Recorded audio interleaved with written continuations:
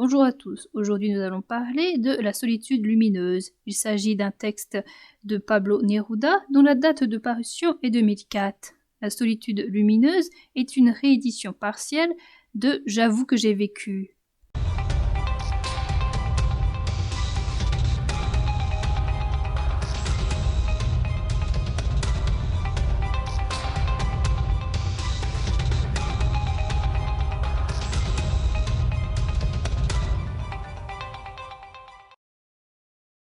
En 1927, Pablo Neruda devient consul à Yangon, qui se situe en Birmanie, et qui aujourd'hui correspond à Yangon, en Myanmar.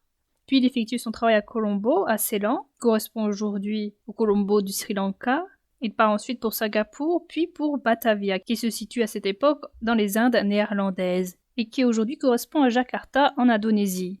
L'auteur se souvient de divers moments passés en Inde, et se souvient ainsi des hommes qui marchent sur les braises, d'une visite du temple de Kali, les poètes qui se plaignent dans leurs poèmes. Il se souvient également des animaux extraordinaires qu'il a vus dans certains pays. L'auteur se plaint que l'Angleterre, qui a colonisé ce pays, est partie en laissant ce pays dans le dénuement. Il nous parle du temple du serpent en Indochine qui est rempli, comme son nom l'indique, de serpents à qui les gens donnent de la nourriture. Il nous parle de son anxiété dans un bus traversant les forêts d'Indochine où il a l'impression que les autres voyageurs ont envie de le tuer. Sa peur augmente quand les voyageurs quittent tous le bus et le laissent seul. Il se rend compte plus tard que les autres personnes ont été chercher des danseurs et des musiciens pour le divertir car le bus était en panne. Il nous présente un congrès en Inde auquel a assisté des personnalités comme Gandhi ou comme Subhas Chandra Bose, qui est devenu un héros après son arrestation suite au fait qu'il a retourné les armes contre les Anglais.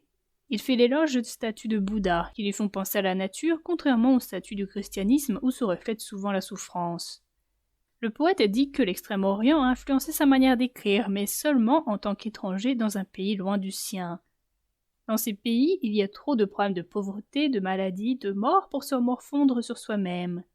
Les pays occidentaux, eux, n'ont qu'un contenu vide de ces pays orientaux qui pourtant les ravit. Il nous parle de la situation en Birmanie.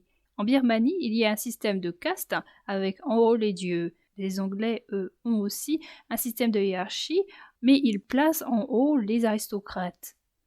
Les locaux et les colons appartiennent à deux mondes différents qui ne se côtoient pas, par exemple dans les transports ou encore dans les restaurants. C'est en Birmanie que l'auteur rencontre sa femme, qui est une locale et qui s'appelle Josie Bliss. Cette femme est très jalouse et elle rend la vie de l'auteur impossible. Pour empêcher qu'elle ne le tue, il profite d'une nomination à Ceylan pour s'enfuir en catimini. Il voit des gens fumer de l'opium. L'auteur essaie, mais cela le rend malade. Finalement, il s'y fait. Il trouve que l'opium n'apporte pas ce côté extraordinaire qu'il attendait, mais un échappatoire. Il se rend compte que cette drogue n'est pas pour lui. Dans ce nouveau pays, il ne se trouve ni dans le clan des Anglais, ni dans le clan des Hindous. Il se trouve dans une solitude, mais cette solitude lui plaît. La solitude dont il parlait dans ses poèmes de jeunesse n'a rien à voir avec la solitude qu'il connaît dans ces pays d'Orient, qu'il qualifie de véritable solitude. Il a un bungalow sur la côte. Il y regarde les pêcheurs et les bains d'éléphants. Il est accompagné de son chien et de sa mangouste apprivoisée qui le suit partout et qui a l'habitude de livrer bataille à des serpents venimeux. Cependant, une fois devant un serpent qui est différent, elle s'enfuit et Neruda perd son prestige dans le quartier. Il y a trois types de problèmes qui se présentent à Ceylan. Tout d'abord, l'auteur remarque qu'il y a un fossé entre les colons et les locaux. Dans le texte, cette différence s'exprime par exemple quand les colons ne savaient pas que les locaux avaient leur musique. Il y a la mise à l'écart de colons amoureux d'une locale. Il y a également la mise à l'écart d'hommes qui ne veulent pas appliquer les consignes, par exemple quand il faut raser les maisons. Le second problème vient d'une chasse à l'éléphant. Les individus utilisent des éléphants déjà domestiqués pour capturer d'autres éléphants. Ces derniers seront domestiqués et leur destinée est de faire des travaux pénibles. Le troisième problème se situe au niveau des colons qui enlèvent des sculptures des villes perdues pour les envoyer dans des musées anglais. En échange, ils donnent aux locaux des figurines de Bouddha made in Japan. À Ceylan, Jolie Bliss vient s'installer dans la maison en face de la sienne. Elle est encore jalouse et elle sème le désordre dans la rue. Il n'ose pas la faire rentrer chez lui et il n'ose pas non plus la renvoyer dans son pays. Un jour, elle décide tout de même de partir et elle l'embrasse devant le bateau qui va la faire repartir dans son pays. À Colombo, dans sa solitude, l'auteur lit. Il tombe sur une œuvre de Proust, sur Un amour de Swann. Il se demande quelle peut être cette sonate de Vinteuil. Il croit la reconnaître dans une sonate de César Franck. En écoutant cette sonate, il cherche les sentiments qu'elle lui inspire. L'auteur quitte Colombo pour une nouvelle nomination à Singapour et à Batavia. Il amène avec lui son boy et sa mangouste qu'il arrive à faire passer à la douane.